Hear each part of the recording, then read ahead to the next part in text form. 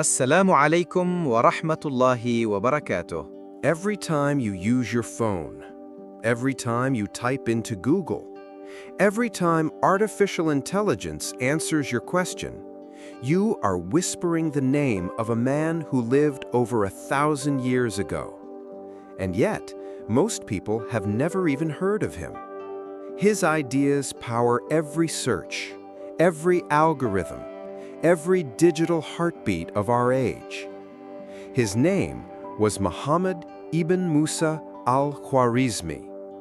He was not a general commanding armies, not a ruler of empires, not a man of wealth or power. And yet, his ideas would conquer more lands than any sword. They would outlive kings, dynasties, and kingdoms. They would reshape the very future of humankind. This is the story of a forgotten genius, the father of algebra, the inspiration behind algorithms, the man whose legacy touches every phone, every computer, every satellite, and every rocket that pierces the heavens. This is his story. Picture the city of Baghdad in the year 813, a city at the crossroads of civilizations, Persia to the east, Byzantium to the west, India to the south, the steppes of Central Asia to the north. The Tigris River flowed like a lifeline through its heart, carrying merchants, scholars, and dreamers from across the known world. But the greatest treasure of Baghdad was not gold, it was knowledge. Here, under the rule of Caliph al-Mamun, a bold project was born, a place where the wisdom of humanity would be gathered, translated, studied, and expanded. It was called Beit el-Hikmah, the House of Wisdom. Imagine walking through its halls, the air heavy with the smell of parchment and ink, shelves stacked with manuscripts in Greek, Sanskrit, Syriac, and Persian. Scholars from every background, Muslims, Christians, Jews, and Zoroastrians, all working side by side. They translated the works of Aristotle, Ptolemy, and Euclid. They studied Indian numbers, Persian astronomy, and Babylonian geometry. They weren't just preserving the past, they were building the future. And among these scholars, one young man stood out, Muhammad ibn Musa, from a region near Khwarezm in modern-day Uzbekistan. Al-Khwarizmi, quiet, precise, brilliant. He walked into the House of Wisdom as a seeker. He would walk out as a man who changed the world. For centuries, mathematics had been practical but limited. Merchants used it to count goods. Farmers used it to measure land. Astronomers used it to track the stars. But there were no clear rules, no systematic method to solve the deeper puzzles of numbers. That was about to change. In the quiet study halls of the House of Wisdom, Al-Khwarizmi began writing a book that would transform mathematics from a craft into a science. Its title was long, Al-Kitab al-Mukhtasar fi Hisab al-Jabr wal-Muqabala, the compendious book on calculation by completion and balancing. Today, we simply call it Algebra. Why was this book so revolutionary? Because for the first time in history, numbers were given structure. Problems were no longer solved case by case. They were solved through rules. Al-Khwarizmi introduced two powerful ideas. The first was al-Jabr, or restoring or completion. The second was al-Muqabala, or balancing or reduction. These were methods for manipulating equations. For example, If one side of an equation had a negative number, you could restore it by moving it to the other side. If both sides had equal terms, you could balance them by removing duplicates. It sounds simple to us today, but at that time, it was revolutionary. It was like giving humanity a new language to think with. In his book, Al-Khwarizmi did not use symbols the way we do today. No plus signs, no equal signs, no letters like X and Y. Instead, he wrote out equations in full sentences. For example, what is the number which, when multiplied by itself and then added to 10 of its roots, is equal to 39? In modern notation, that's x squared plus 10x equals 39. And yes, he solved it. Carefully, step by step, using logic, not guesswork. This was mathematics elevated to reasoning.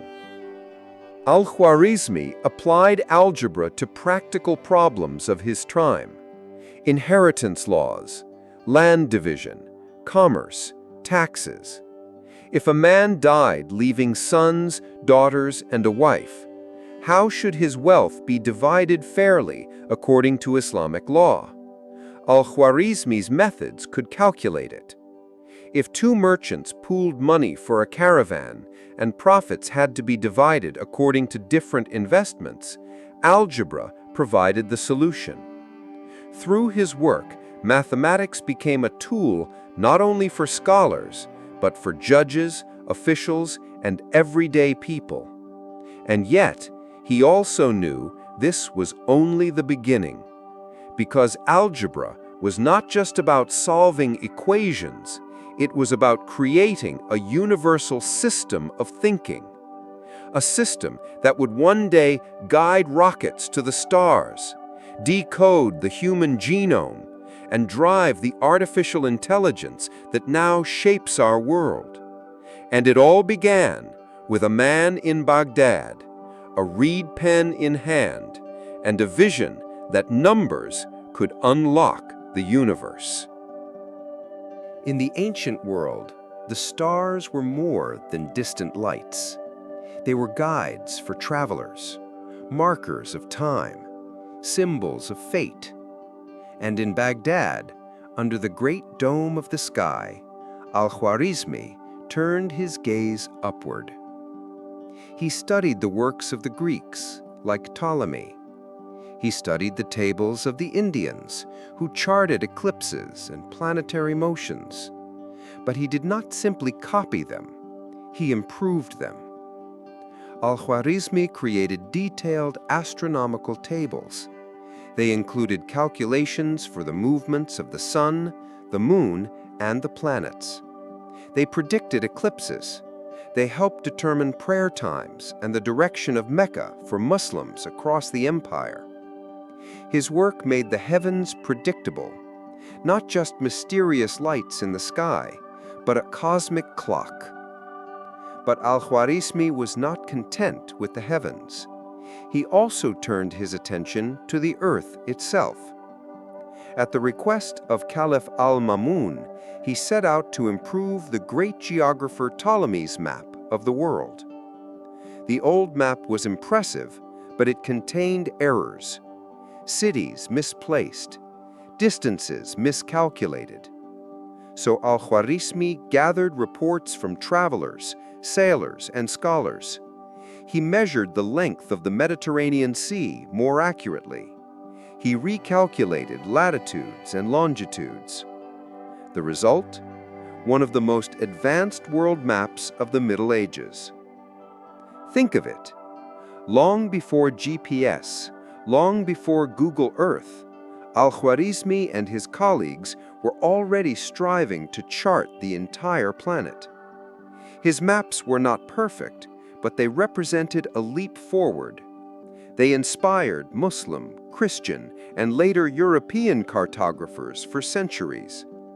From the Silk Road to the coasts of Africa, from the Iberian Peninsula to the heart of India, the world was being drawn together in ink and imagination.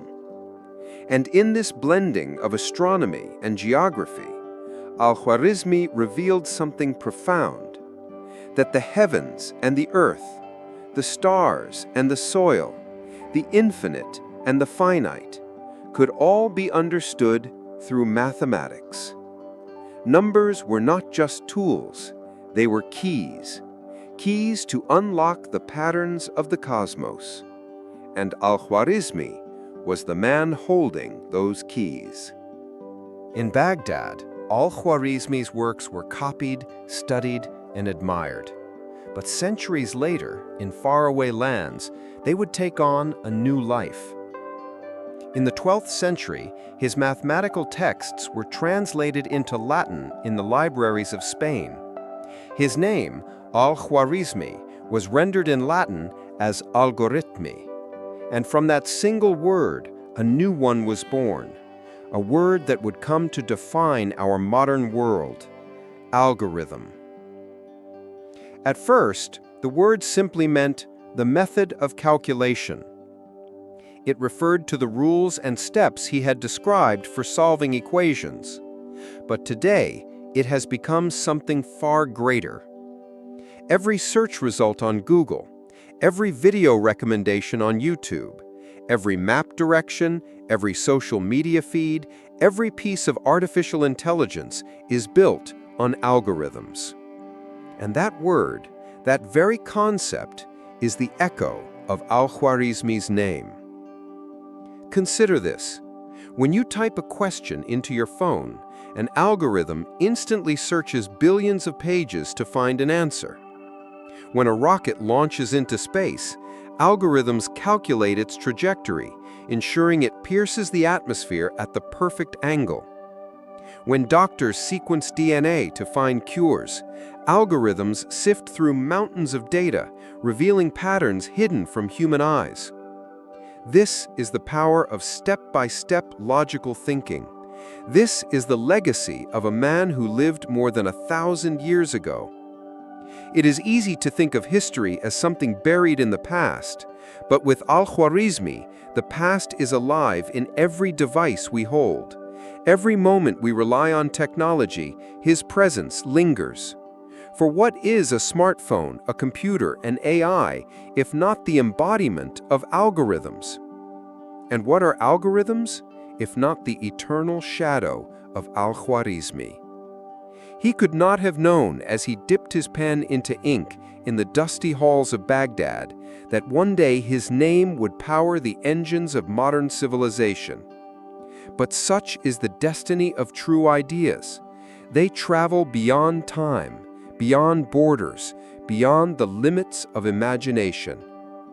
And one man's methods, one man's logic, would one day drive the future itself. Centuries passed. Baghdad's house of wisdom thrived, and then, like so many empires, it began to fade. But Al-Khwarizmi's writings did not vanish. They traveled, first to Damascus, then to Cairo, and eventually to the libraries of Christian Europe.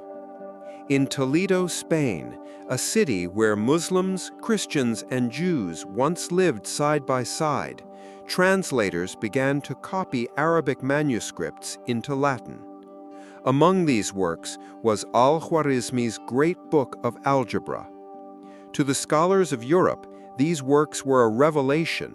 They were stepping stones out of the so-called Dark Ages. With Al-Khwarizmi's methods, they could finally solve problems in trade, astronomy, and engineering with clarity and precision. It was no exaggeration to say that his writings helped ignite the European Renaissance. And yet, something strange happened. His methods became famous. His rules were repeated. His name was almost erased. When his book was translated, his name became distorted, algorithmi. Later, scribes began to use the word as if it were a common noun. Algorithmi no longer meant a man, it meant a method.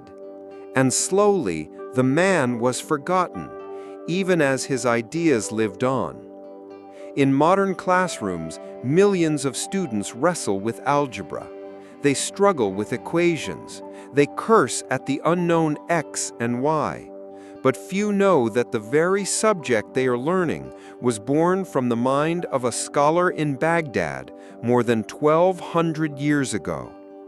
Few know that when they say algorithm, they are echoing the name of a man who gave the world a new way to think.